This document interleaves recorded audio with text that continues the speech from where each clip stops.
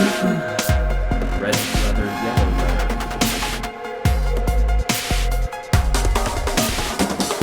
Dawood. Alright. And Boom! boom! There we go. I don't see anything. Oh, there we go. Friday the 13th. This is it. Yep. Yeah, and St. Patty's Day is coming up, Oh my god. and springtime's coming. So let's get some allergies on. Oh, dude, it's already been hitting me bad. I walked out and I get that little thing right here. I'm like, God, fuck, don't touch it. Oh God. Yeah, tree spooge. A lot has happened in 2 weeks. Yeah. Can you believe it? It's, man, GDC, PAX, a lot of stuff. GDC right in with PAX, just like right on its butt, just like boom, boom. It's almost killed all of us. I took the freaking red eye. It's like I'm dying, and I missed my connection. And we get to Boston, the fucking snowdrifts are like this high. Thought about climbing onto one, but I was afraid I'd just like go foomp into it and knock it out. It was fun. Yeah. Rohan liked to walk a lot. We'll get Trammell to talk about that. Oh my god, I bet he's gonna go into it. It's only half a mile. It's in Boston. It's 19 degrees. What could possibly go wrong? Trammell almost died, and I'm sure he'll say it himself. Let's save the story. Save the story. Yeah. So Ariel, you're going to join us. You were at GDC, so you guys will talk a little bit about GDC. But what we're going to do on this show, it's a little bit different. We're going to kind of recap both of the conferences. A lot happened, not only at GDC in the realm of VR, and Cliff, you're going to go into Valve's amazing VR, but also at PAX East. We debuted our first teaser at PAX, and it was a really special moment. So we'll get into all that. We're going to have 4 people on in a little bit, so it'll be a little bit tight in here. But yeah, let's just go ahead and get started. We'll dive into PAX, or I'm sorry, to GDC first. Mm-hmm. So GDC Game Developers Conference in San Francisco. Orgies everywhere, every night. I'm exhausted, honestly. Yeah, it's just fucking eyes wide shut, man. I had to get my own mask. Everything. It's crazy. So both of you guys went out. Also, 2 other people from the studio went out, Dan and Roman as well. What was the overall impression of the show, guys? Man, it was crazy GDC because normally I try to go to lectures and then the last couple of years... Not a single fucking lecture. Yeah, well, and the last couple of years always like you're in this lecture and everything's mobile and free to play. You're like, Facebook games. I want to make, big games, on console and PC and that kind of stuff, not these mobile things. So it's kind of a disconnect, right? You have all the indies on one hand and then, the remaining kind of big studios on one hand, and they're kind of, they're mixing, but not really, right? Because they have all these different problems to solve. So I got that less this time, but I was meeting with people all the time. I had my agenda was full. I didn't go to any lecture. Yeah, I mean, with the studio starting, we're trying to find partners for various hardware, software, things like that. I didn't see Dan and Roman at all. Oh, really? I ran into my friend Damon, who up the street from BitMonster at the show. Like, I ran into people I've known for 20 plus years, and it still is that thing where I go to these shows and I bring the missus there, and it's like, you haven't met this person? Yeah. I've known this person for 20 years. Oh, no way, right? We go way back. She's like, oh, how far back? Are we talking Cabo? Are we talking Toronto? Where are we talking, right? It's like it's some sort of secret agent throughout the years. But for me, GDC's always been a time of reflecting. Because when I first got to go way back when it was in it was Santa Clara over with Paramount's King Dominion back then. When they had all the CD-ROM games were coming out, and they're like, it's going to be Sillywood. And then we got fucking Sewer Shark. It's been an interesting journey since I started in this industry when I was like 12 years old, basically. And so, my favorite thing at GDC is the indie booth.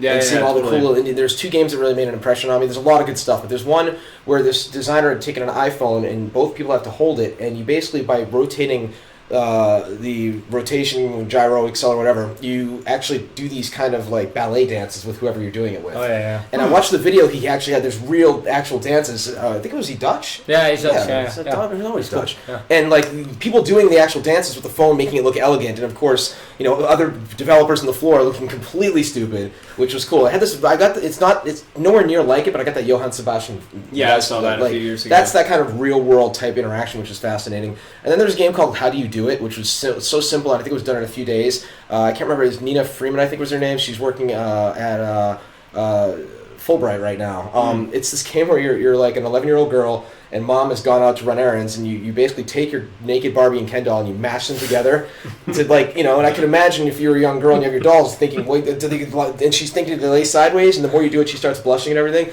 And then at the end of it, it says, you might have had sex 64 times, and you didn't get caught. And then there's two branching at the end of it, where at the end, if you listen for when mom comes home, if the dolls are still mashed together, you're like get caught and she's like freaking out. But if you put the dolls apart, you're still embarrassed, but you don't get quite busted. And it was so simple, and like I've always been a big fan. I'm ranting now because I thought the thing was just really brilliant on some sort of personal level to make your games personal. And that's the kind of stuff that I like to see. And it was so simple and so funny. It just grabbed my attention on the show floor. It was awesome. So, I mean, this is not like a big... For those who don't know, this isn't like E3. You know? Yeah. But to some extent, now with VR, I mean, you saw some debuts there. Yeah, right? Well, it's one part hype train, right? I mean, it's by developers, for aspiring developers, for students. But the two things that stuck out are VR hype train and the freeing of all the engines. Read the fine print. Yeah.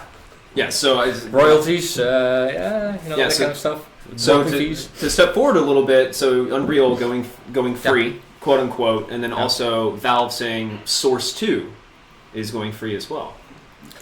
Yeah, so it's arms race. It's I love it that people are actually able to get started with these engines, right, without any kind of barrier. So if people apply here, right, we ask them like, if you use UE, right, they don't even have to pay that $20 or something per month. They can everybody can start, right? So that's just awesome, right? I think the fine print is obviously where it differs, right? All these engines are kind of different, right? So Epic, you have to pay a royalty, right? Valve, do you need to publish it on Steam, right? Which means probably Valve takes their cut, right? Which is pretty significant. So it's all kind of in the fine print. So I just urge people to read it. But yeah, the cool thing is for me is like. I started programming, with this, making game with that guy a long time ago, and I started with nothing, right? There was a C column prompt, and the machine did nothing, and now you basically take Unreal, you take one of these examples. And you can start coding actual gameplay within a day or so. So people have no excuses now. Right? I'm going to get exponentially more annoyed to people who come up to me or ask me questions about how to get in this business. It's like, dude, there's absolutely no fucking excuses now. Like, if you have a drive and some sort of ability in code or art or design, like, find it. You'll find a way to do it. Put together a virtual team, make a mod, just do something. Get off your butt and do it. Yeah. Yeah, no, it's awesome. But, we're happy to finally announce, using the Unreal Engine. Been negotiating that for a while, and it's a great tool set. We're pretty happy with it so far. So would you say the competition now is the fiercest it's ever been? You see, Source 2, and you see Unreal, and you see Unity all really competing now. I've always said when capitalism works, it's when there's competition, right? It's like you look at the cable companies without Google Fiber to make them scared, and it's that South Park, right? Where they're like, oh, you don't have any other options, right? Like competition's good for VR. Competition is good for engines. And it keeps people honest, It keeps our friends in Cary motivated to make the best engine possible. Yeah. So good segue. So you got to see Valve's VR, which a lot of people have talked about. And they actually, so we have up on the screen, the PC Gamer actually has a video of a portion of it, which I thought was pretty cool. If I were doesn't do it justice. Again, it's look, I'm 40, I'm jaded, like I almost cried. It was magical. And I've had this conversation. I was actually having this conversation with some friends at Oculus recently, because Crescent Bay is still fantastic and amazing. But once you do this, you have to see it. It's like you have to be shown for yourself, like the fucking Matrix. I mean, you're there. I mean, there's still a tiny bit of screen door. It's not fully as high res as it'll get. But you ever go snorkeling or scuba diving, the mask kind of goes away. It's a similar kind of thing. If you're wearing glasses, you really see that. You don't see the blurry parts around the outside. The brain has a way of focusing. Same thing with the Valve ice cream cone controllers. The brain fills in the gaps. And even Sony's Morpheus, by the way, which had a fantastic demo. I could go on and on about that. But VR has competition. And the biggest thing about VR, and if you haven't seen any of the latest stuff, fuck off. Like, people like to make the call and say it's 3D TV. Like, no, it's nothing like that. Is in any sort of entertainment, there's room for small, medium, and large. And the same is true with VR. It's like, okay, with movies, maybe I'll watch something on my iPad on the plane, but then when I get to the hotel, I'll call up something on pay-per-view on the medium-sized TV and sit in bed and watch and get room service. But, then I'll go to the IMAX, or if I'm fortunate enough to have a big badass setup at home, right? Mm-hmm. It's the same thing with VR. There'll be a simple VR experience where you just sit, and it's still pretty cool. There'll be people who can afford to have a space in their house that's designated with a border, where they can move around a little bit. Then there'll be the big boys, your Mark Rain house, where you have a dedicated VR room. God digging a Mark. Where he has a whole VR room, and you go over his house and see the high-end stuff for a VR night, right? So, people like to poo-poo things, but I'll tell you, I felt like I went someplace. It was magical. So what would you say would be the timeline on that, Arjen? Like when do you think that something like that would actually be in people's homes? Yeah, I don't know, right? I think it's going fast, but to actually commercialize it and make it into kind of a user controllable thing, right? I heard Cliff about the cables and whatever, right? I think maybe it needs to be completely wireless at some point, right? That kind of stuff. So it's probably still a couple years out, right? And it's but I like seeing what people are doing, and I booted up Oculus the other day and I couldn't find any of the cool demos. So I was like, where's all the stuff that people are hyped about? It's only as good as the content, right? Yeah. So, where's the ecosystem? Where's the killer app? There's still a lot of problems. Yeah, and just an app store, just find these things. It's not easy, right? And what are people doing, right? It's all kind of, in one hand, right, you have these platform guys like Valve, and see this footage for the first time, and it looks awesome. But they can afford to spend that effort. But if we would, for instance, at some point make a VR thingy, how much effort are you going to put in there right now? Because you can only, maybe you can sell it to other developers. So there's no kind That's of it goes back to forth. platform exclusivity, right? Yeah. I'm sure that when Sony. And Killzone, they had a reason to sell their consoles with that game. 3D TVs. Yeah. Don't jinx VR, dude. Don't fucking jinx it. Yeah. And with Microsoft, Epic had a really sweet deal that made sense from a marketing and a publishing standpoint to make it exclusive. If we're an independent studio right now and you wanted to make a VR game, you would have to have a Valve or a Sony or a Microsoft or Oculus come at you with a giant bucket of cash and say, here, be there day one where there's zero install base. How God knows how long from now. I love Adam Worth. I think Adrift has a lot of potential, but that's not a gamble I'd be willing to take right now. Yeah. So regarding the Valve's VR, what were your highlights from the demo? Dude, how long do we have? You got 5 minutes. First thing you do, right? You got these two little ice cream cone type things, right? And the setup's a little bit of a pain in the butt, but the juice is worth the squeeze. You see these controllers rendered perfectly in super high res in front of you. You don't see your hands yet. You get over that real quick. The guy tells you squeeze the left trigger. All of a sudden a balloon shows up. Okay, and then before you spawn the balloon, you can change the palette and just boom, change whatever color balloon. You detach the balloon with a little wiggle. The balloon goes up. You take the right controller, boom, and you hit the balloon. It makes the sound goes flying away, and you feel it because of the haptic feedback. That alone, I could just sit there spawning balloons all day long, but that's neither here nor there. This one demo where you're in like this dark room, completely dark void, and it's like those commercials with the long lens exposure for the Sprint a while ago, where people are writing their names and happy thoughts and things like that. Very hipster. Where you're doing that basically. You have a brush here and a palette here, and you're literally drawing in the space around you. And of course, first thing I did was, draw big fonts. And then you can change it naturally. You can change it. Yeah, I'm still immature, right? You can take, change the color. You can change, I changed it to flames. Was drawing all that. Eventually, I drew a big dog and kind of, hung out with the dog. It was fucking Harold and the Purple Crayon. Ah. Oh, no. Wow, it's just full circle. That was one of my favorite books as a child, and that's that feeling that I have. That you don't, as you get older, you get less and less of that sense of magic. And that's one thing that Disney is brilliant at. Disney gives that feeling to kids and adults, right? They still manage to knock it out of the park, all the latest stuff at their theme parks. And then, of course, the Valve is intelligent and knows they have a huge fan base with their intellectual property and games, so the reveal at the final demo is that it was actually a Portal universe. And there's a lot I could go into it, but when the walls fall away and GLaDOS is right in front of your face and the floor starts falling away, you're just like, okay, shut up and take it on. That's what they closed it with, right? Yeah, that's it's the lights lowering and the crowd going wild, and then they come up with their biggest hit, which Taylor Swift's going to do is Shake It Off when she comes to town. So for me, I'm a believer. I want it. I want the dev kit. Are we going to do anything with it for the next year or two? Fuck no. We still want to make this amazing PC free-to-play game, but people are going to start solving the problems, and here's one thing about VR, right? Is even if it's only one room, one space, they're like, well, you can't run around, you can't scroll around. I'm like, well, you couldn't scroll in Zelda, the original. You couldn't scroll in King's Quest. You couldn't scroll in so many of the original games. You get Myst, Seventh Guest.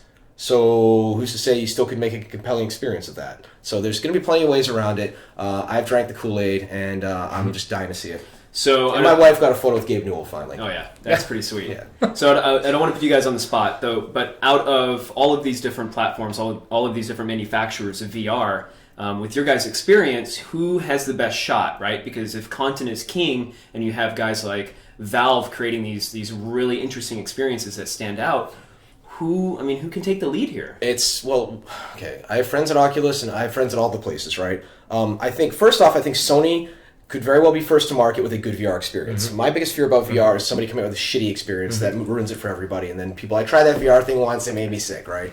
Sony's, they're close to solving it.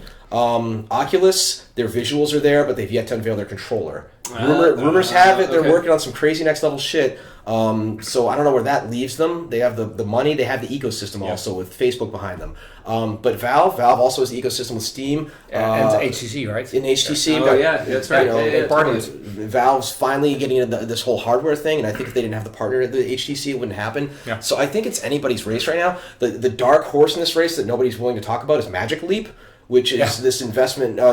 People invested like $500 million in this. They're out of like Fort Lauderdale, and I'm under NDA with them. I haven't seen shit. If I see something, I'm not going to be able to say anything because it's one of the most terrifying NDAs I've ever seen.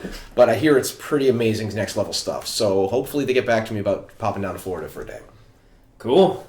All right. Well, I'm out of breath now. I got All right. Well, that's a good point. Yeah, that's a good point to go. We got some Twitter questions, so we'll move away from GDC. I think that was some pretty good feedback. So across Facebook, Twitter, and even on our subreddit, we like to get your guys' questions, and we'll take what we can. Obviously, we only have so much time to kind of answer these, but real quick, we'll start out with Facebook from Kyle Patterson. He says, let me go over here because I have the shorthand. Was deciding to make Project Blue Streak free-to-play an easy or hard decision with more free-to-play games coming out? Thanks, and the teaser looks sweet. I've been talking too much, so I'm going to pass this one to him. Yeah.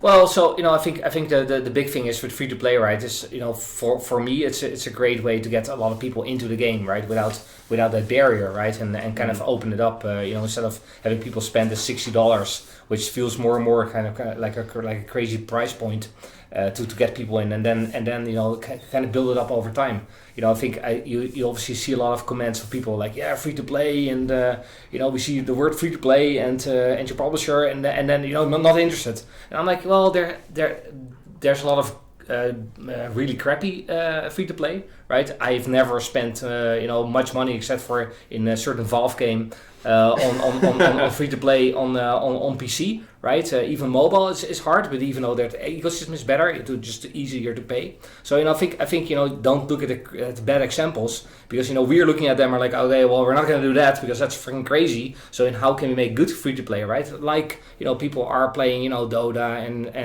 and Team Fortress and League and those kind of things, right? And I don't hear people complain a lot about how crappy that is because it's free to play, right? So I don't think it's something that I'm too worried about in terms of it's going to be the bad free to play thing, because we don't want to, right? I don't want to as a player, so I don't want to make a game that has that, right? Yeah, and we've said this before though. I mean, having a good free to play game keeps the developer honest. It keeps them challenged to create good content, because if nobody's buying it, I mean, there's nothing there. If nobody starts it, then even starts it, or even thinks they need to spend money, then we basically make zero money, right? So it's like, and we don't. I mean, we don't. Pretty humbling. Yeah, exactly. And I mean, people forget, it's nowhere near 1-to-1 with mobile, but it's like mobile games were really, really bad until games like Angry Birds came about, and you're playing that but this may be dirt simple, but it's really kind of cool. And free to play, more and more people are going to crack this by making good free to play games that are legit with nearly AAA experiences. So that's actually a really good segue to the next question on Twitter from Jordan J04DAN. He says, if development continues at its current pace, do you expect the game to be released before January 2017? Oh, sure, hope so.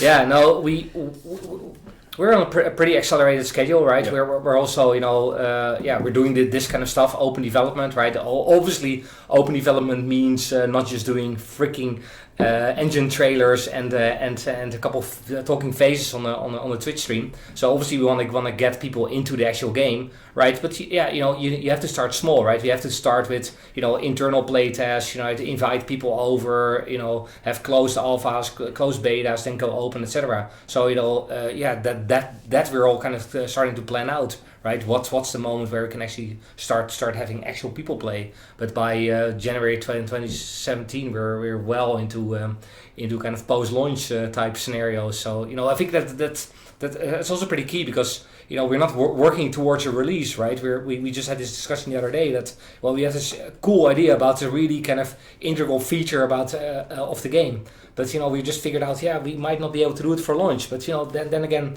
it's actually pretty cool to drop really big kind of pillar type features post-launch, because suddenly, right, it keeps the game fresh. Right, and especially since it is free to play and people are not like, well, this should have been shipped on the disc and all that kind of stuff, right? Well, there was, you didn't have to pay for it, so just start paying when you think it's worth your money, right? And I think keeping it fresh and keeping that entire kind of season of multi years, right? You're talking about 5 years or something in terms of lifetime, right? And having all these kind of big cool things happen throughout that period is what we try to do, right? It's part of making a living product, right? Yeah. So this is a good one for you, Cliff. From Jay Kreiderman on Twitter, he asks, are AAA exclusives as important as everyone talks them up to be? I don't think AAA exclusives are as important as they once were, because when you look at the emerging console market for this generation, it's one of those situations where it's not in a lot of developers or publishers' best interest to lock themselves down to one platform, which is why I think you're seeing a lot of games across all platforms. Previous gen included, unfortunately, which I've always said is holding us back from seeing what next gen is properly capable of. As much as there's things I love and don't really like about the order wasn't shipping on PlayStation 3, so you can clearly tell the order is next gen and justifies the system purchase to your significant other. So it's one of those things, I think we're going to see less and less of it. Then it comes back to the question, is this game going to be on consoles? Who knows? Wait and see. Yeah. So we're going to move to our subreddit, because I think subreddit's a really great place for people to ask really long-form questions. Twitter and even Facebook are kind of restricting. Yeah. And our developers from the studio actually jump into the subreddit and answer questions and stuff too. So just keep that in mind. But anyways, the shorthand version from Pawnee Porpoise, you kind of answered this a little bit, Ariane. He or she asks, what is the team's feelings on early access to the game, and what is too early? And do you have plans on doing that for Blue Streak? Yeah. Well, yeah. So we totally want to do that, right? What is too early is actually the golden question, because at some point, right?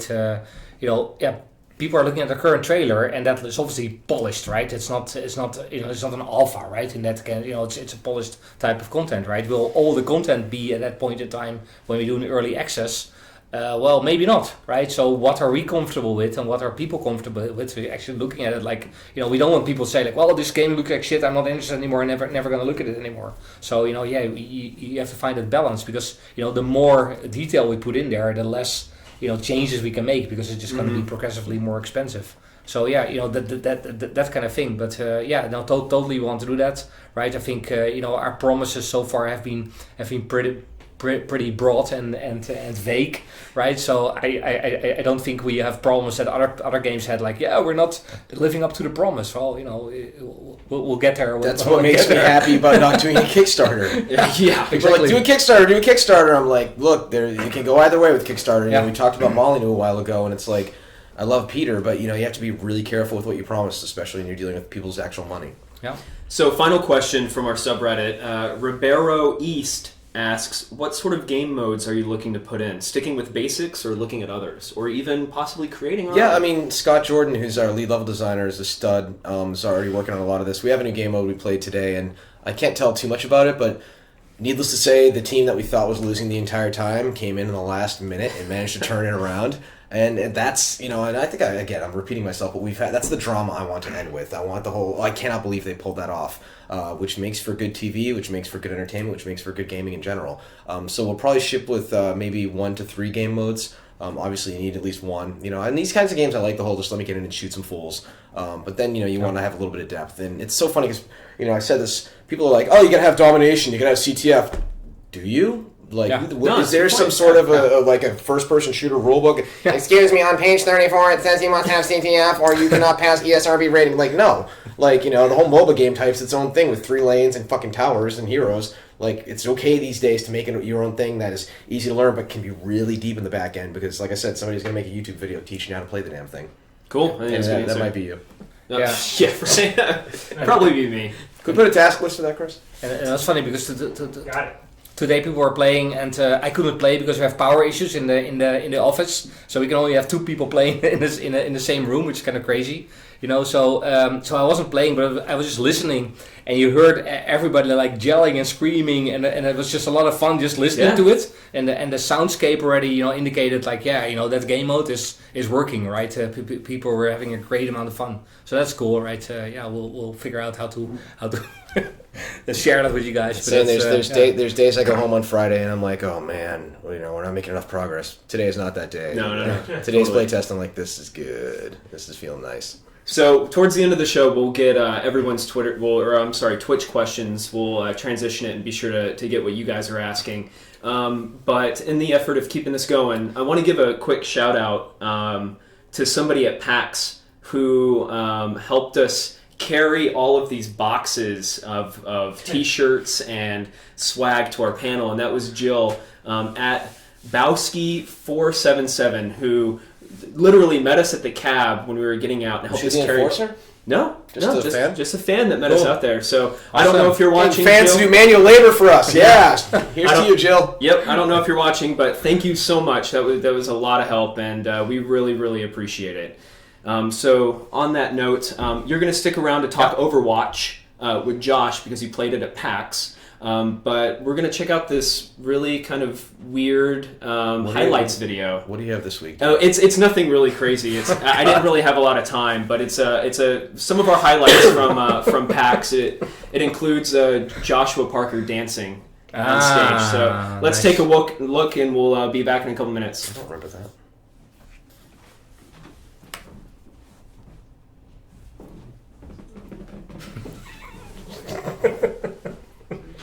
Should be 2. All right.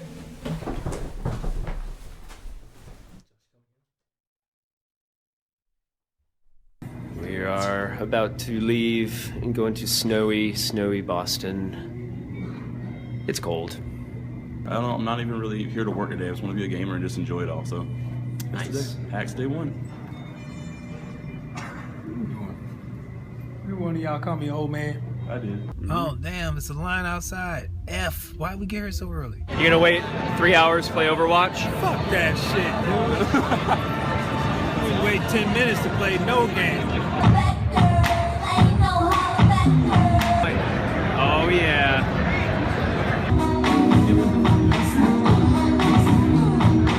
Let's see what else I got to my mom. And I don't know. Oh, PAX East Bull Jive. Let's see what else kind of stuff I got in the shit bag. Oh, look at that. Oh. Fucking pack of cigs. Magic the Gathering cigarettes. And let's see. See what else? Some Wii U garbage. Don't nobody pay Wii U. So, just got finished playing some Gigantic. It was pretty cool. Very interesting. Very much like a third-person shooter meets MOBA style, mid-game progression. But 20-minute matches though, so it doesn't take up a lot of time. So I think it's cool. It definitely has a steep early learning curve though, because you have to learn every character mid-match that you're going through, so it can be kind of crazy. But I think it's promising though. It's gonna be fun. And I got a button that says top score. That's probably, I'm assuming that's a video game porn site.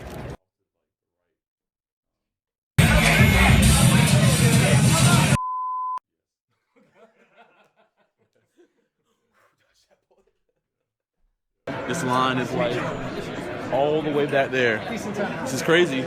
You ready? Yep. T-minus 30 minutes. We're doing that rabbit nose wiggle thing. This is my genie. But it's cool. It's cool. A lot of mofos. Is that how you're gonna say hi to everybody? Like, Hey. what's up, motherfuckers?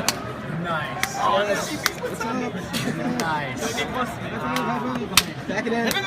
There's a lot of people in this room right now. It's gonna be cool. I want people standing up against the walls and shit. Like, I want them to just let them in here. And I think that could happen.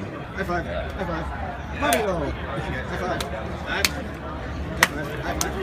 That's what I'm. Yeah, I agree. Just let them in. If they want it, we got it. Yeah. You got to give it to them. I mean, you know. It's just, it's we more don't pressure on discriminate. us, obviously. But we don't discriminate against anybody, If it all goes down, we just blame it on him. Yeah, that's what they all do. So whatever. Switching the fist bumps. Boom. Fist bumps. Bro fist, cutie butt. Boom, boom. What's up? Hey. Yes. Thank you. What's up? Thanks for coming, guys.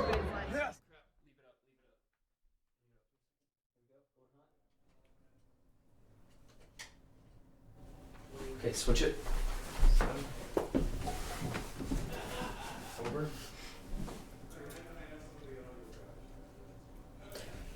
Wow, look at this. We've expanded. Wow. We've expanded. How's it going, guys? It's really, really tight. Yeah. I don't know if my buddy It's percolate. James Willems is still in the chat over at Funhouse, but I would consider this some dude soup going on right now. Soup. Yeah, so that was just a taste of kind of what we did at PAX. Witnesseth how I got sick. Yeah, Firsthand. all those high fives. Hand. But no, it was really cool. It was amazing, and I wish I had more time to get more video and get all that stuff. But, I had that moment at the front of the room, and I've said this on social and in Reddit. It's like when starting the new studio and everything, you don't know if anyone's going to show up. Mm-hmm. And we're walking up, and like, is this the line for the coat check? Like, was this the cab line? Yeah. And then you realize it's our line, and then as people start pouring into the room, I was like, it just felt fucking awesome. Yeah, I agree, because I was the same way. Like, I totally thought it was like, it's gonna be like 15 dudes. I set myself up for that, because I was like, all right, it's gonna be 15 guys, and don't feel bad when it's like not that many people. You cut to the room, there's like three guys, one's asleep, one's the janitors in the back. Exactly. Leaving halfway. And then, when it ended up, actually, having, that many people had to turn people away. Yeah. I was just floored. And if there was any if the tank was on E as far as making this game, that filled it all the way back up and then put cans like outside as ready to go, because it's like people actually care, and there's no reason for them to care about this game. Because game development, you sit behind a computer and we all interact on a daily basis, but to get out there and see everyone face to face, it's what it's all about. Definitely. Yeah, it was incredible. Yeah. So we've got Trammell on the sidelines here. He's standing behind the camera, looking like a stud over there. Taking your phone. Taking my phone, though. Call in 555. Where's the head? Took it off, man. So he's going to tag out with Arjan in a minute. But so, Arjan, I wanted to get your kind of 2 cents about PAX real quick before you guys talk about Overwatch. Yeah, it's actually my first time, so it's pretty amazing. It reminded me of Gamescom, so it's kind of this German thing where in Köln, where all these kids are coming. So it was cool because you had these kind of new games. You could play Overwatch and that kind of stuff. So that was cool. But you had all these indies, which was fun, right? I met a lot of people there, and the PC gamers. And I think the only thing that surprised me is the tournaments weren't really big. It felt a bit weak. But where were they? I didn't even see them. Yeah, there's a whole hallway. They were in the back. That's I was surprised. Like Halo and. They had Halo. They had a game of League. I saw like some guys playing Gigantic. I think it might have even been like a StarCraft tournament or something there. I don't know. Yeah, but I loved it. It's cool, and it's cool to interact with people and do the panel and just see all these games. Obviously the lines are kind of rough. Yeah. I think I was talking to my buddies at the EA that did the hardline, and they are saying that there are like 2.5 hours wait times or something. Yeah. And that's for a game that was playable for everybody like a couple of weeks ago. So I'm like, wow, that's intense. Not to derail, but there was a certain incident. Since PAX, Josh has been a little difficult to work with. He's had a certain incident, and he's now referring to himself in third person. Yeah. I mean, Josh Parker did decide to come to this stream today and bless you guys with his presence. So I mean, you guys should be happy. I mean, Josh Parker's even in here right now. When you think about it. So Josh got recognized. Josh, he was. And he's like, this feels good. Bring it.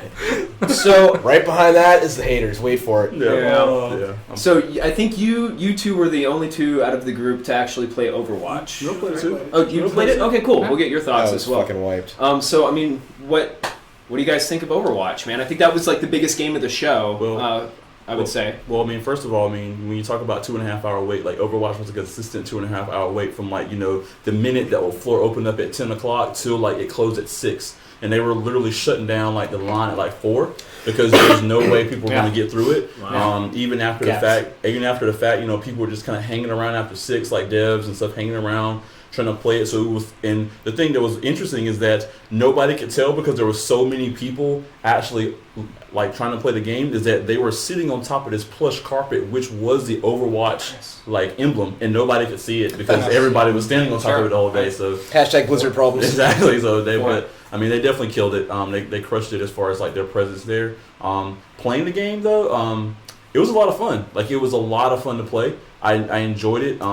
You know, I got to play. I'm, you know, happy that I got a chance to play because, you know, from as a gamer's perspective, I'm really excited about this game and getting to play. It was everything I thought it was. But I would say probably one of the most interesting things to me was the play of the game that they did at the end of the match, which was just the replay. The replay of like some crazy play that some guy made, and he gets a bunch of points. And I got to talk to one of the designers about, you know, the algorithm behind how they do it, and it's just. That was really awesome and fun because, you know, it's almost like really a cool. I didn't know that. Like a sporting event, you know, like, like, you know, end of the game, you know, play the game like if you're watching football or whatever, and that was cool. And I think that was probably my number one moment playing that game. Yeah, I agree. It's really cool. I've been you know, working on Battlefield since Battlefield 3, and you know, with DICE and Visceral, we were always trying to get that stuff working, and you know, because all the fans were asking for it a lot, right? You see all this.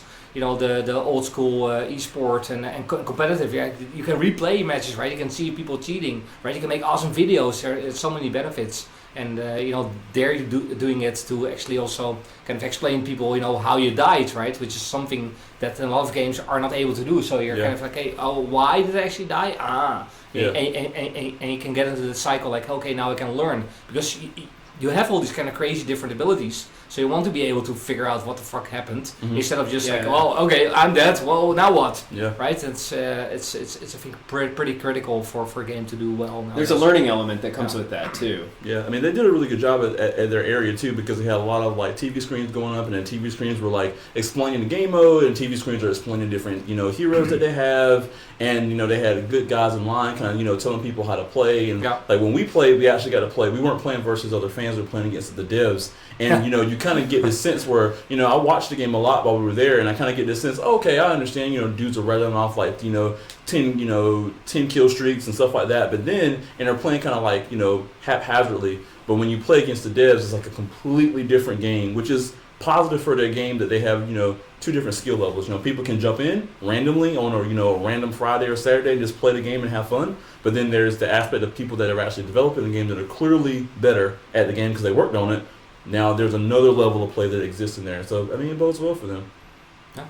Cool. All right, you want to, Jamel? You want to share your thoughts? You want to tag out? Yeah, sure. Yeah. All right, go on. Everyone's Ariane. See ya. Thanks for joining us. My old ass in the seat. Ariane called me old man, so I got to act a part, I guess. I can hear the bones creaking. Yeah, popping and locking over here, dude. Cool. So my you Overwatch thoughts. Yep. I approach every game like a newborn child. Spank it? No, no. I just got my ass handed to me so many times. It just feels like I don't know what the hell I'm doing. But like I think because I played one of the new classes that they introduced, the tank, new female tank or whatever.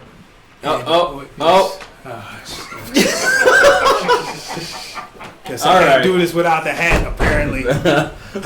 Anyway, but I like the way the game plays, but there's something not so visceral about the shooting mechanic to me. Like when I pick up a shooter like Battlefield or Modern Warfare or something like that, it feels snappy. It feels like I'm actually doing damage. Like with that character in particular, it didn't feel like I was actually hitting the person. When I was shooting, she's got like this laser thing that basically looks like a stick that she's walking around with, and then she shoots out like grenades or whatever. But it didn't feel like I was actually hitting the person, so it just seemed a little soft in that regard. I mean, obviously they're not done with it, so they can tune it however they need to tune it. But that was my first impression of it. Yeah, they definitely said watch some of the videos and talking to some of the guys that are definitely focused on. They're really focused on the abilities first, and then like I think the guns second, which I think I think I understand why, because that's their pedigree. That's where they come from as far as their studio. WoW, Diablo, StarCraft. This is kind of what they do. Hearthstone and now Heroes of the Storm. And then this game, this is what they do really well. So they focus on what they do really well first, which are abilities. But I think that you're right. There's a lot lacking in the gunplay because the guns, formally, they don't have kick. There's really Don't give them too much feedback. Yeah. But I mean, but I think also too, I think it might be an accessibility thing because even Call of Duty went through this phase where they kind of took a lot of the recoil out of their guns to kind of like back off some of that learning curve on some of their weapons. So we'll see what they decide to do. Mm-hmm. Well, I mean, they got the money and the time to do whatever the hell they want with it, so they could spend another year and a half on it and make it the most awesome game ever. Blizzard, we do whatever the fuck we want. Yeah. Exactly.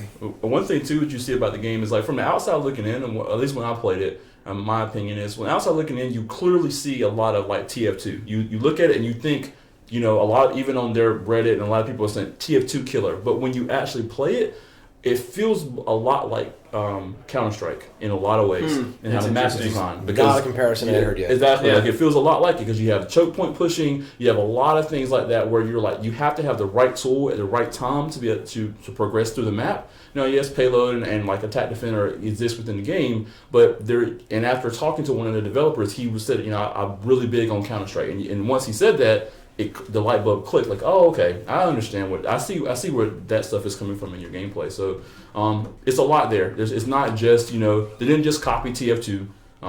They obviously they looked at TF2. That's clear they looked at a lot of TF2. But there are some other game effects in there too for the shooters. So we shared some of our impressions from PAX. What are yours? Did you have a good time? Yeah, I had a good time. It was great. I love the fact that that show is actually getting some serious foot traffic. Like Speaking of foot traffic. Oh yeah, speaking of foot traffic. So first time we go to PAX, right? And we're like, first night we all get there, everybody's all tired and shit. And he's like, Rohan was like, let's go to dinner. It's right around the corner. And I didn't know that right around the corner in Rohan's terms was like a mile and a half. So it's 17 degrees outside. Wind chill? Yeah. Forget about that. Just the fact that it was just mad cold.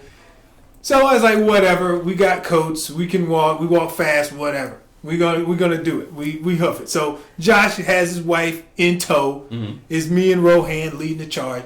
We get to the halfway point and his phone dies. It crashed. No. He said his phone was out of batteries. Said the battery was dead. Okay, so now we don't have any direction. We have no idea where we're going.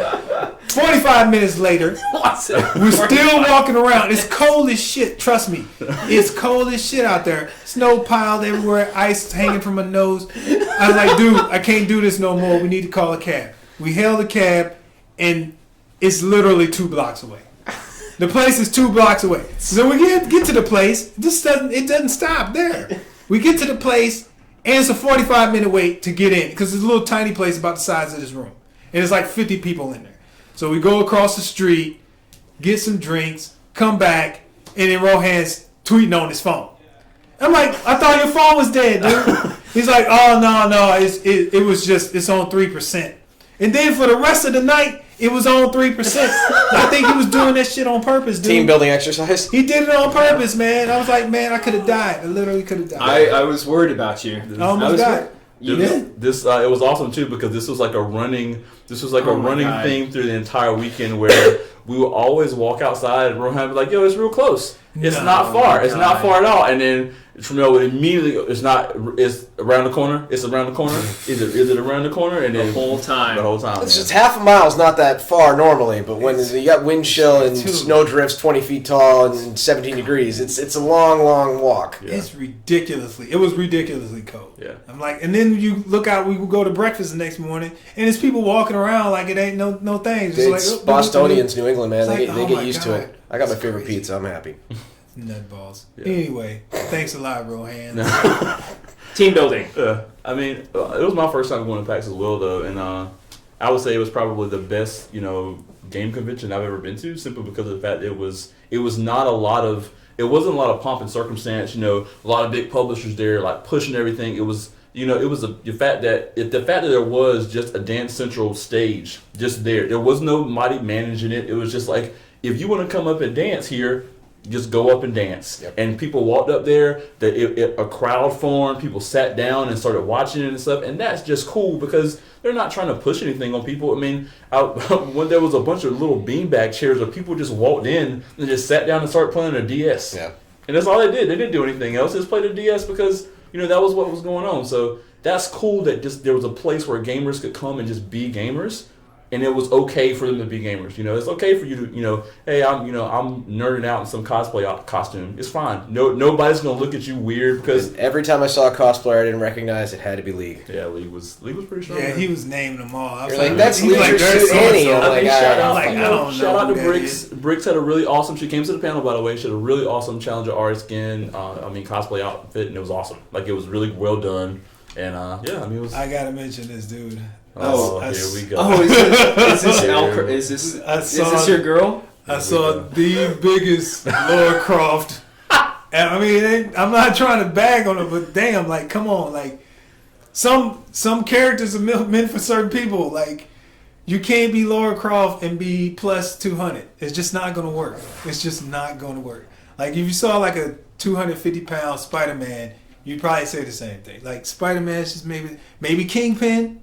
Maybe not Spider-Man, but yes, some people just don't care. That's like the Spartan guys that go to Comic-Con. They're actually that shredded. You're like, now you're just showing off, dude. Yeah, exactly. Really. Yeah, you gotta play the role. To play the role play the hand you've been played. That's my fantasy with this game is they'll actually have cosplayers. Like, I don't care as long as and I will sit there like talking to like Jayhawk and Trammell about like the art. And it's like, okay, how hard can we make this for them? Because it's awesome, and there's just. I think actually Blizzard for Overwatch actually had some people already dressed up. I think it was ones they paid for themselves. They had some people there. Yeah. But it's a testament to the cool character design. Yeah. Yep. So all in all, PAX East, thumbs up. Oh yeah, good time. Sure. That's great. Hell yeah. No PAX is always good. I'm sad that I missed. I had tickets to PAX South and I didn't go, but PAX Prime is exactly the same. Dude, it's awesome. It's all about the gamers. It's all about people coming in and having fun and playing games. Tabletop games, card games, you name it. Like, people are just sitting out there on the floor doing their thing. I mean, that was one thing for me too. Is just the sheer aspect of the other games that were there. I mean, like, because they were like Crossmasters Arena, which is like it's a tabletop, like a PvP like board game. It was there, and like I'm like in love with that game. Like, I really want to get into it, and they were there. People were playing it, and it was just the fact that all these different aspects were there. It was really awesome. Like, definitely will try to go back at every year if I can. And if we do a good job and we keep crushing it, maybe a bigger room, maybe more details. Yeah, maybe this time we'll get VIP passes instead of just the one that we got. Hey man, I think we did a pretty good job. I tend to think my mom thinks I'm very important. So why can't I get a pass? Hey, some people would be very happy with special guests, which is what you were. See, special guest was like limited because half the people didn't know what the thing meant, and the other half was like, "Oh yeah, you can do this now. You can do that." I understand that everything's important, but the enforcers. This is just a shout out to all y'all. I know your job is hard. I know it's probably short lived, but I'm just gonna say, please don't. I understand that at certain points you gotta take your job seriously, but some enforcers were taking their job way too seriously. Really? They were acting like they were guarding Fort Knox, and I'm just like, guys, it's really full customs official on that. It's like it's not this. It like because like one power goes to your head, man. She was getting a little bit. The attitude was starting to come at me. I was like, the Overwatch. Yeah, I was like, whoa. I mean, I was like, the guy. She was kicking us out, but when we went to another dude, he was like, nah, you got special guests. You can stay. He was cool. But she was getting real, like, kind of prickly towards us. I was just like, but the developer's right there, and he's telling you that it's okay for us to be here because he's like, yeah, come play the game. Let's just chill and talk. And I'm just like, and she's just like, trying to kick us out. So enforcers, do your job great, but You should have told her, look, you know who the fuck I am? Josh Parker. I should have said that. Josh Parker's allowed to be here. I should have said that. Because they're all volunteers. I think. I know. In all of my experience at PAX, Prime, all of them, they've been great to work with. So, I mean, for the most part, I've had nothing but great experiences at PAX. It's a good show. If you always wanted to go, you should go at least once. Good luck getting tickets. Yeah, it's pretty tough. Yeah, keep an eye on the tickets so that when you buy them, I was definitely very, very lucky that my wife was able to go, and she's a gamer too, and the fact that she was there was awesome because she enjoyed it just as much or more than I did, because one, she got to see like the side of the industry that I see, where we're fans and stuff like that, and then she got to just look at games and just play games that I would never get her to play. Like, she played Gigantic, and she would never play that game on her own. I would never be able to talk her into it. She played it, and she's like, that game's kind of cool. I kind of want to play it when it comes out. Get a bit of a kick out of the autograph. So, out of the autograph. Yeah. All right, guys, let's take some questions from the chat. It's already 5:50. Jesus, I know, it goes by fast. Jesus. So we definitely want to get your questions in. So we'll start with Arctorn. The chat crashed, so please repost your questions. Arctorn says, thoughts on fixed FOV and Blizzard's stance on it. I know you know about this, man. I mean, go ahead. No, I was just saying, what's Blizzard's stance first? Oh, okay. Their stance is that they are not going to allow for customizing FOV in Overwatch because they want the experience to be the same. Right. So basically, what their stance is that the game is not that big of a deal, and like everybody's going to be fine with it. My opinion is that I agree with their stance on like getting rid of models. I agree with that, but the FOV stance, I feel like that there's a threshold there, and that threshold they can allow some customization within that threshold, because I mean, that's a quality of life thing, and I think you can let a quality of life thing kind of go. Well, the part of the problem is that so many games make it you feel like you're a horse in the city with a fucking trolley behind you with like tourists in Central Park, like, and they do the FOV at like 50. Right, and so I don't know if you guys were able to tell like what the FOV was in the game. 90's fair. It was 90. But I mean, it's kind of wide though. Yeah, it's subjective, right? Yeah. I think Halo's is like 4. I normally like to roll around about 75, 80. Master Chief's helmet should go this way. Yeah. But hey, I mean, it's one of those things like when you're on the PC, like the PC audience, man, they're tuners, they're tweakers. Mm-hmm. They want to mess with your stuff, you know? Like if you want to have a purity server where that's that, and then that's the pure game, fine. Let there be other servers where you can mess with it. Right. I think they can definitely allow for there to be exactly that thing. If you're playing a normal game, you can customize it, but in a ranked game, there is an aspect that you need to play it a specific way. Equal playing ground. Exactly. And I think that's okay. You don't have to just say no, because FOV is important, but I don't think it's end all be all, especially when their game is not only about shooting. It's more about like skills and stuff like that. Yeah, some players like more of the sensation of movement to widen the FOV a little bit to make it feel like they're moving faster, all that, right? Yeah. So this is a good one from Autumn Spark that you're on, Trammell. Thoughts on Blue Streak's color palette? Because I think with what we showed at PAX East, it surprised a lot of people in terms of color palette. So yeah, and I think it's mainly because of Cliff, because they know Cliff likes drab stuff. That's Jerry O'Flaherty with our director of Gears of War. But it's associated with you. That's the whole thing. I have purple towels in my master bedroom. Bathroom. Nobody's in your bathroom, though, dog. That's the subject this week is the I bathroom. haven't even been in your bathroom, apparently. So, I mean, I think it's just, I think it's mainly because Gears of War is associated with Cliff, and everybody knows that, Gears of War is a more subdued palette. And, coming with something more vibrant and more, hyper-realistic in some way is kind of shocking to some people. Mm-hmm. So, but for me, it's not, it's like, it's the way to go, because you have to start mixing it up a little bit. I think we're getting out of that age of too gritty and too much, blood and gore and too much destruction. Like, I think because Blue Streak happens after an apocalypse, but after somebody said, we've survived it, we've gotten past it, let's start building this shit back up. Like, we're going past the apocalypse. So nobody's ever done that. Everybody's always done all that. The world's going to shit and whatever. I don't know what to do. Sad piano music. Yeah, exactly. Start killing. I always say there's got to be a gray area between Zack Snyder, Gears Desaturation, Killzone, and then the rainbow color of a lot of the games right now. And we're trying to find where there is right now. Yeah. So a lot of people are asking, Gujin and QDog. A lot of people are asking, are we going to E3? We are not going to E3 in an official capacity. As in, we will not be part of the masturbatory show floor of decibel competition. However, we're talking to Nexon right now about potentially having some sort of a limited thing there. And that's about all I can say right now. We're kind of a fan of kind of guerrilla tactics, where maybe there'll be something, maybe there won't. Follow our Twitter feed. Right. Maybe there'll be a location where there's something that you can play or look at. Can't confirm or deny yet. Depends on how much marketing money they want to put towards it. Yeah, E3 is very disruptive to like what you guys actually want, which is the game. You know, you guys want the game, and E3 is. You got to crunch for the E3 demo, dude. Come on, all that content you get to throw away. You have to crunch for the E3 demo, which we're all going to throw away because the game is not really ready for that demo, and it's not even at a place where you really want those things yet. So it's better for you guys, for us not to go crazy and try to get that there, because that's a good point. It actually doesn't, like, you think that it means that the game becomes further along, but actually it doesn't. Because if you look at the last Halo that came out, that level that they showed happens in the middle of the game, which means that they skipped all of the beginning part of the game to do that thing. Which means that, does that work? No, because when you play the game, it's completely different. Which means they had to change it a bunch and throw a lot of stuff away, which is not good. E3 demos are the equivalent of closing a heart patient mid-surgery and making them do a lap around the building. Yeah. It never ends well. Yep. So let's take one last question because we're over time here. So this is from Grease Fire Gaming. Ever consider allowing players to pay once for all current and future content? Smite did this in quotations. I think hypothetically, I like it. As far as wanting to keep the lights on and have everybody be able to eat dinner, if there's a person out there that wants to just be able to throw more money at the game, I don't necessarily think that's a bad thing. But again, that remains to be seen. Yeah. But I don't know. I don't know about that, dude. It just seems a little like, what would you charge for that?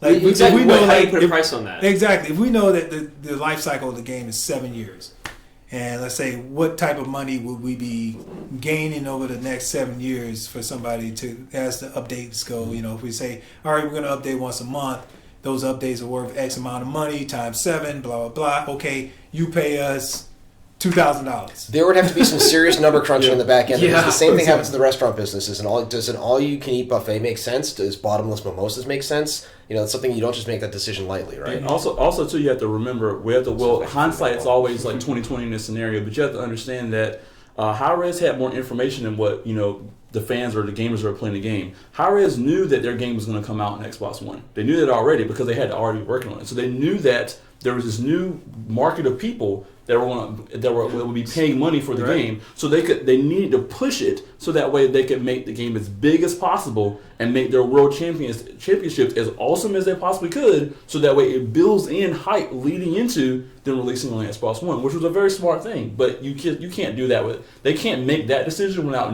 having that information. It's really difficult. All right, that's going to do it. It's 6 o'clock. Thanks, everyone, for tuning in. If you didn't get your question answered, please go to our subreddit and ask your question there. And our developers jump on. They answer questions in the subreddit, and they give you a really great response, too. Josh Parker's on there. Josh Parker is on there. Go to our website, bosky.com, see what we're working on. And finally, we're going to be doing a live first-hour playthrough of Battlefield Hardline on Tuesday when it launches. Should be interesting. We're going to get Ariane and Dan and Cliff and former developers of that game on it. Yeah, so we will tweet out when exactly that's going to happen. Probably Tuesday during the day, but expect early afternoon probably. So should be good. Cool. All right, thanks everyone. Peace, guys. See you next time. Awkward ending. Yeah. Awkward. Oh. It's just weird. It's just